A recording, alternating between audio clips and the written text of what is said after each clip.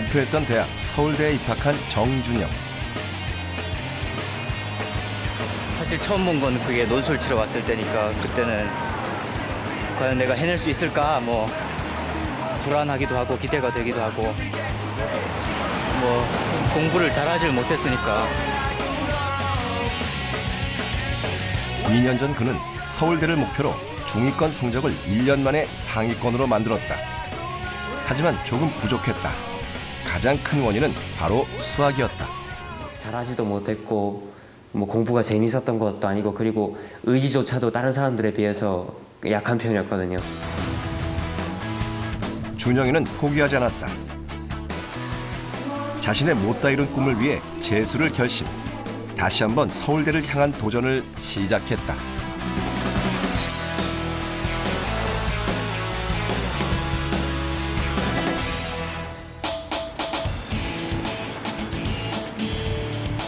서울 관악산 아래 위치한 서울대학교. 오늘 수업은 공부학번 신입생들을 위한 정운찬 교수의 경제학 세미나다. 서울대 학생체를 서울대학의 스튜던트 바디를 굉장히 다양하게 했다고 볼 수밖에 없는 것이지. 그 가운데 준영의 모습도 보인다. 특히 경제학에 관심이 많은 준영이는 질문도 많다. 못한 질문이 있어서 예. 프로이센이 어쩌니 하면서 여러 개로 분리가 돼 있었는데 비스마르크가 나타나서 그거를 그 분열된 독일 조국을 그렇게 하나로 통합시켜서 한 방향을 보고 한 목소리를 내게 만들었기 때문에 위대한 제국이 될 수 있었다 뭐 그런 식으로. 그거는 저희 다양성하고는 좀 다른 겁니다. 첫 번째가 형평의 개념이었으면 나머지 두 번째는 뭐죠? 골고루 들어오도록 유도하는 거예요. 아주 정확하게 어떤 룰에 의해서 그 다양성을 추구하는지는 전 잘 모릅니다. 고등학교 때와는 달리 자유로운 분위기에서 공부하는 대학 수업. 자유로운 사고는 준영이의 배우고자 하는 열의를 더욱 강하게 한다. 고등학교 때는 그러니까 이렇게 시험 위주의 공부라고 할까 그러다 보니까 어쨌든 나오는 거 이외에 그렇게 질문한 게 없었는데 그냥 질문을 하더라도 이 부분이 이해가 안 돼요 그런 것밖에 질문 안 했거든요. 그런데 이제는 어쨌든 여러 가지 궁금한 게 생겼으니까 그런 걸 듣고 싶은 거죠. 재수를 하고 나서야 입학할 수 있었던 서울대. 이제야 자신이 원하는 공부를 하게 되었지만 준영인 그 시간이 조금도 아깝지 않다고 생각한다. 지금의 자신을 만들어 주었기 때문이다. 1, 2때 중학교 때는 말할 것도 없고 고3 때도 항상 1등은 하지 못했어요. 이게 준영이 생활 기록부인데요. 고등학교 1, 2학년 때만 해도 내신 성적은 4, 5등급. 이 정도의 수준으로는 서울대는 꿈도 꿀 수 없는 상황이었다. 그 정도 성적은 우리 지방에서는 부산대학교 정도를 생각합니다. 서울대학은 전혀 안 되고 우리가 보통 이야기하는 인서울도 조금 부족한 성적입니다.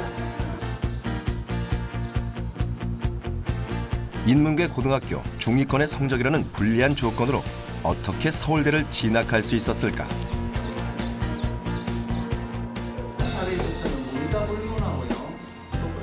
정준영 고기 들고.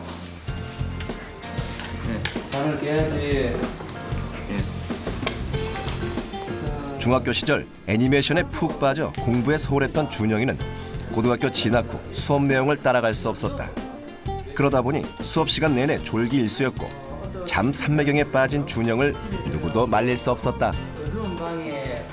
그리고 어떤 심지어는 뭐 데리러 올 때 밑에서 제가 기다리는 학교가 좀 높은 데 있어가지고 다 학생들이 다 내려가고 또 하도 안 와가지고 제가 한 30분 후에 올라가 보면 다 불이 꺼졌는데 혼자 교실에 자고 있어.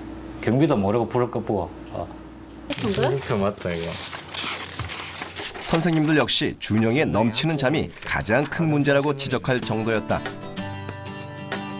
무슨 문제인지 잠이 지나치게 많은 것이 결정이지 싶습니다. 잠을 줄인다면 성적도 제자리를 찾을 것이라 믿습니다.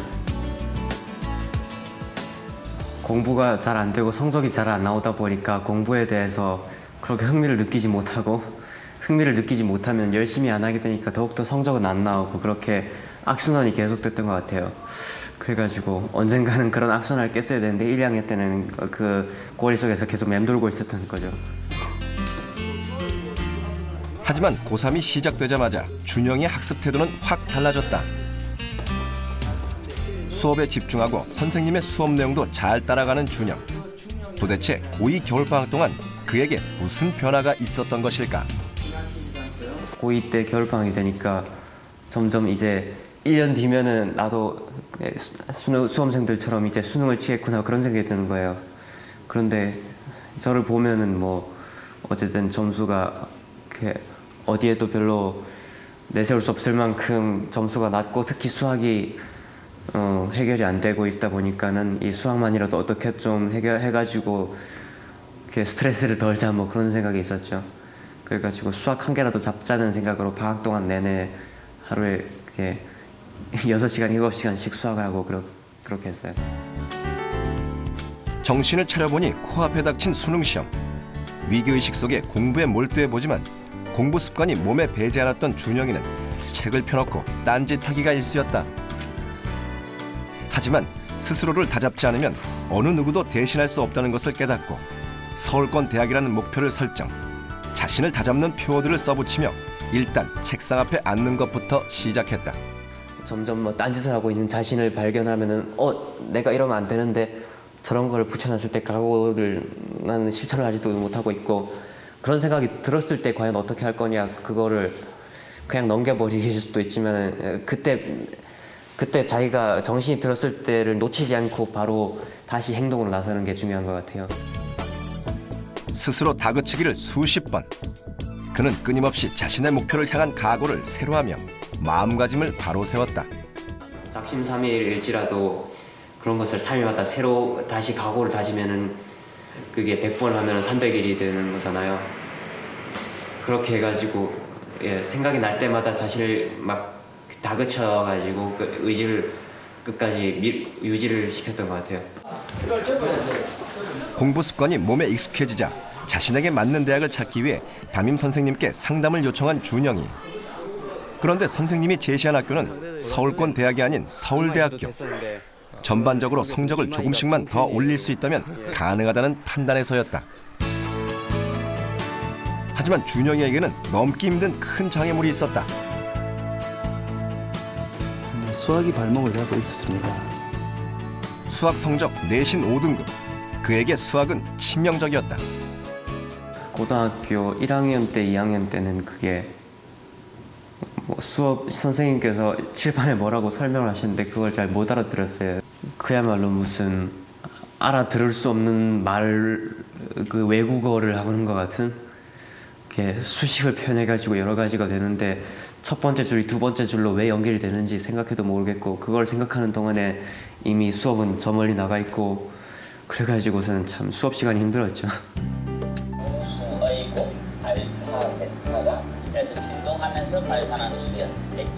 마음을 먹고 문제집을 풀려고 해도 문제를 푸는 기본 공식조차 몰랐던 준영. 문제 자체도 이해가 어려운 그에게 참고서 해설만으로는 도저히 풀이 과정을 알 수 없었다.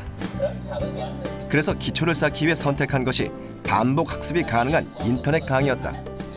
저 같은 경우에는 해설을 보려고 여러 번 시도를 해봤는데 그게 해답지에 나와 있는 게 이해가 안 되는 경우가 너무 많은 거예요. 그래가지고 이 줄에서 두 번째 줄로 도대체 어떻게 해서 연결이 되는 건가 막 직접 해봐도 막 이해가 안 되는 경우가 많다 보니까 그게 시각적으로 청각적으로 알기 쉽게 설명해주는 사람이 있으면 좋겠다 그렇게 생각해가지고 인터넷 강의라는 거를 시도해보게 됐어요. 준영이는 고2 겨울방학 2달 동안 수학에만 매달렸다. 자신이 선택한 인터넷 수학 강의를 처음부터 끝까지 3번씩 반복하며 들었다. 겨울방학 동안 하루에 6강씩 강의를 듣고 6시간 복습하며 철저히 기초를 다져나갔다.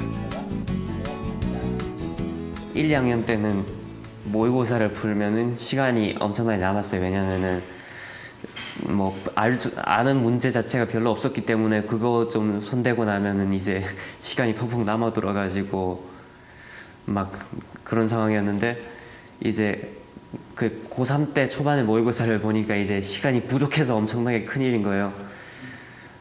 네, 어쨌든 그게 전에보다는 한 단계 도약을 한 거죠. 기초가 닦인 준영은 수준을 좀 더 올리기 위해 심화 문제집을 풀기로 마음먹었다. 다양한 문제집을 봤지만 그에게 수준이 맞지 않는 책들이 대부분이었다. 그는 자신의 수준에 맞는 한 권의 문제집을 선별해 그 문제집만 집중적으로 풀기 시작했다. 이게 바로 5번 풀었던 줄기 문제집이에요. 줄기 문제집은 수학의 시작부터 끝까지 함께할 교본 같은 문제집이다. 준영인 자신의 수준보다 약간 어려운 문제집을 골랐다. 반 정도는 쉽게 풀 수 있고 반 정도는 모르겠거나 아니면은 그거보다 약간 더 쉬운 거 그리고 좀 도전해보고 싶다면은 그거보다 약간 어려운 거 그런 식으로 선택하는 게 좋을 것 같아요. 그리고 문제 수는 뭐 아주 뭐 단기 완성이라고 해서 100몇 문제밖에 없는 것도 있고 아니면은 아주 두껍게 1000문제가 넘는 것도 있고 그런데 저는 한 4에서 500 그 정도 수의 문제가 있는 것들이 빠지는 것도 없고 그리고 끝까지 푸는데 부담이 적어가지고 적당하다고 생각해요. 이제까지 준영인 처음부터 끝까지 수학 문제집을 한 문제도 빠뜨리지 않고 풀어본 적이 없었다. 굳은 다짐으로 처음으로 다 풀어본 줄기 문제집. 하지만 맞은 문제는 5개 중에 1개 정도였다.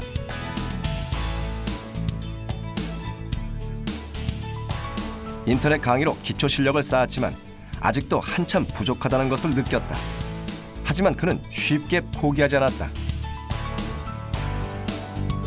수능까지 앞으로 8개월.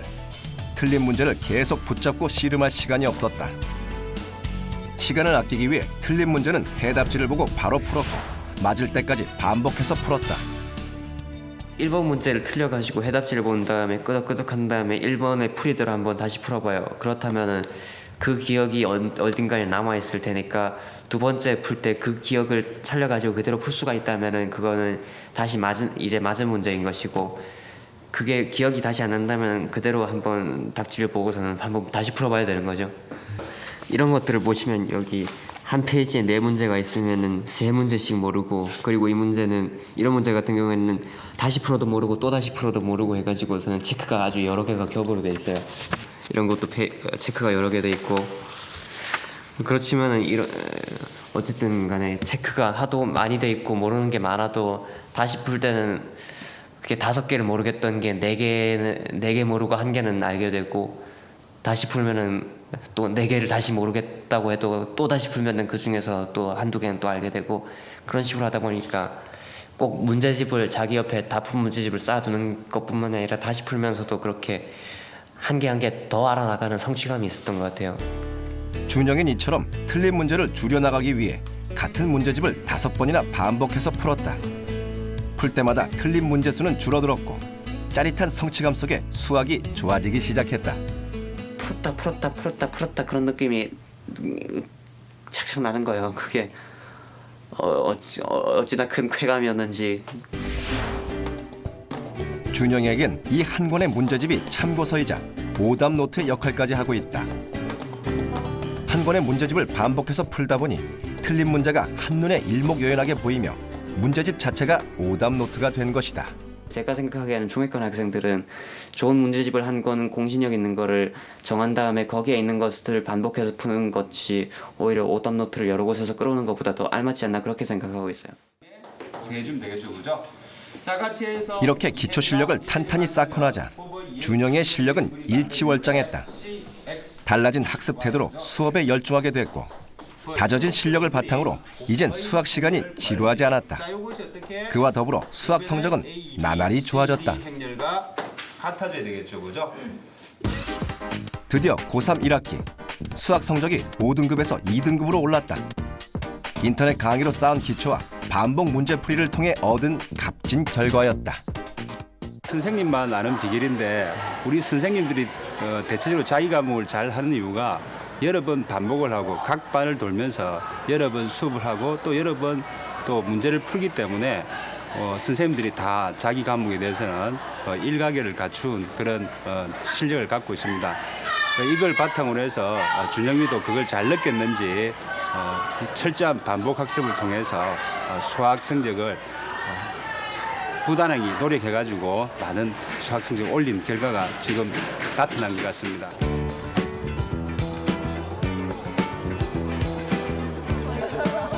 서울대학교에서 만난 학생들 역시 준영이처럼 한 문제집을 반복해 풀며 공부를 한 친구들이 많았다. 반복 학습의 중요성이 다시 한번 확인된 셈이다. 한 가지 문제집을 이렇게 여러 번 반복해서 학습하는 게 실제로 실력 향상에 가장 좋은 방법이잖아.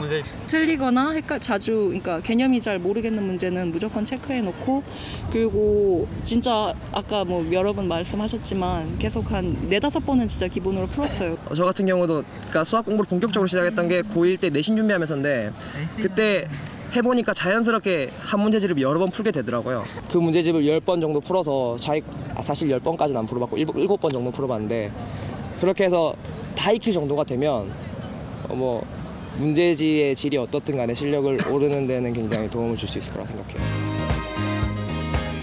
한 권의 문제집을 집중 반복해 푸는 이 방법은 노력의 대가만큼 실력을 쌓을 수 있는 최상의 공부 방법이었던 것이다.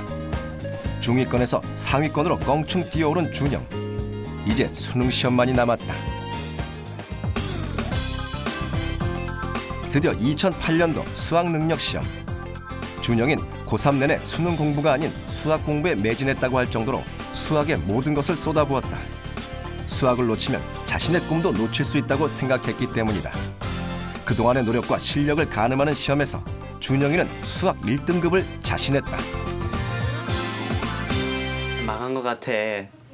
이번은 거의 뭐 100점 나올 것 같은데, 하지만 보면 100점은 아니고 뭐 어쨌든 잘 쳤다 못 쳤다 그런 감이 있잖아요.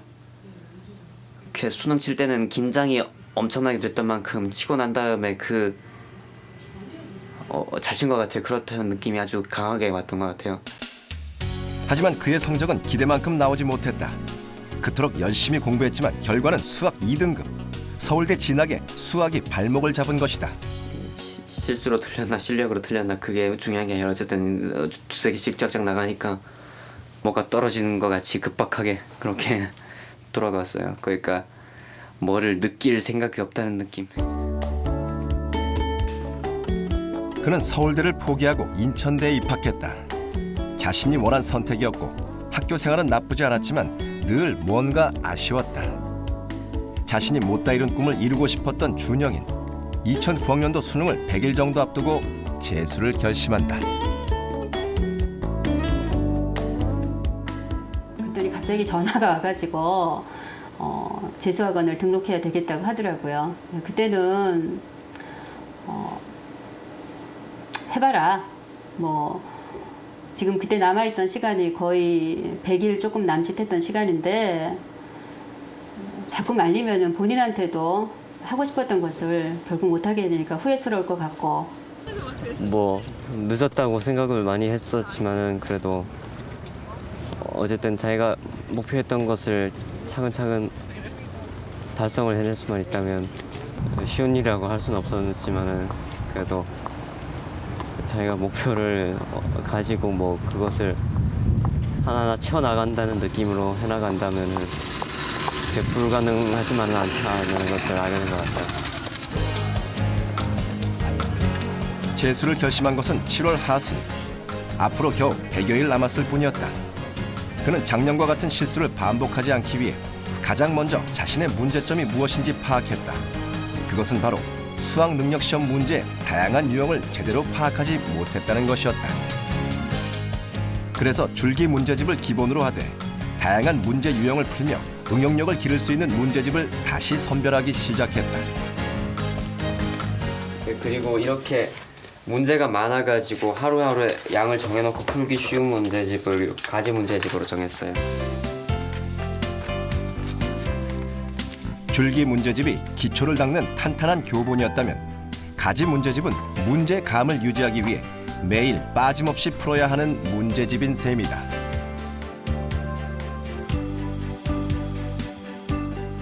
되든 안 되든 간에 하루에 30문제를 되도록 풀려고 노력을 했어요. 거기에 맞춰가지고 저는 프린터 같은 거를 출력을 해가지고 그걸 푼 다음에 줄기 문제집을 복습을 하고, 수학에 시간을 많이 투자하다 보니까 그런 것도 가능했던 것 같아요. 줄기 문제집을 바탕으로 수학의 기본 실력을 쌓았다. 그리고 그는 다양한 문제를 풀 수 있는 가지 문제집을 통해 문제 유형 파악을 익히며 수학 공부를 완성시켜 나갔다. 수능 시험을 앞두고는 모의고사 문제집으로 철저한 실전 대비를 했다. 시험 당시 긴장한 나머지 풀 수 있는 문제도 놓쳤던 준영인 수능과 똑같은 형식의 문제집을 2권 사서 한 권은 그냥 풀고 나머지 한 권은 시간을 재며 철저히 실전처럼 문제를 풀어나갔다. 아는 문제라도 건너뛰지 않고 실전처럼 풀다 보니까 뭐 생각의 속도도 빨라지고 그리고 계산 같은 것도 다시 한번 반복이 되니까 계산상의 실수도 줄었던 것 같고요. 그리고 그렇게 해가지고 시간을 단축한 다음에 약간 더 늘어난 시간을 이용해가지고 모르는 문제, 틀렸던 문제들에 도전을 하다 보니까 그 와중에 처음에 풀 때는 몰랐던 문제들이 다시 풀 때는 찌릿하고 생각이 나가지고 해결할 수 있는 경우가 의외로 많았어요. 몇 번이고 반복해서 풀자 100분 안에 다 풀지 못했던 문제를 시간 안에 모두 풀 수 있게 되었다. 난이도가 유난히 높았던 2009 수능 시험. 준영이는 아쉽게도 한 문제를 놓친 96점으로 1등급을 받을 수 있었다. 100일간의 노력으로 올린 수학 등급을 바탕으로 서울대학교에 당당히 합격했다.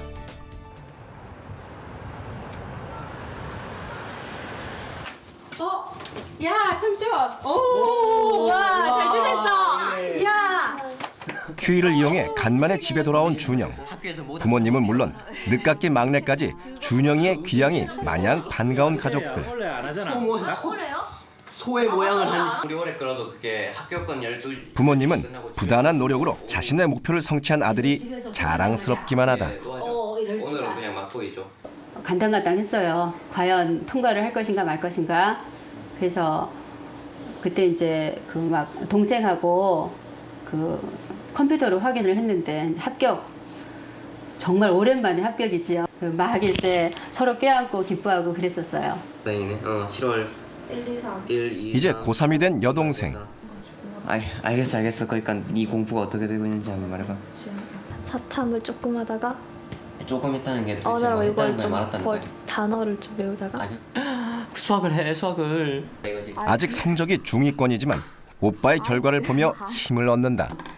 고맙죠. 솔직히 말하자면 전 아무것도 모르는 상태에서 이런 걸 알려준 사람이 그나마 있으니까 그래서 오빠 책에 필기돼 있고 이런 거 보면은 좀 이런 식으로 해도 되는구나. 너무 길잡이가 있는 것 같아서 좀 약간 거저먹는 느낌이어서 좀 미안한 점도 있고. 수학 5등급 중위권의 성적이던 준영이. 하지만 그는 포기하지 않고 인터넷 강의를 반복해 들으며 부족한 기초를 탄탄히 쌓았고 자신에게 맞는 한 권의 줄기 문제집을 골라 5번씩 반복하며 완전히 소화해냈다. 그리고 가지 문제집을 통해 다양한 문제 유형을 접하며 응용력을 키웠고 한 번의 뼈아픈 실패를 바탕으로 수능에 적응하기 위해 실전처럼 연습하며 실력을 쌓아 지금의 결과를 얻을 수 있었다.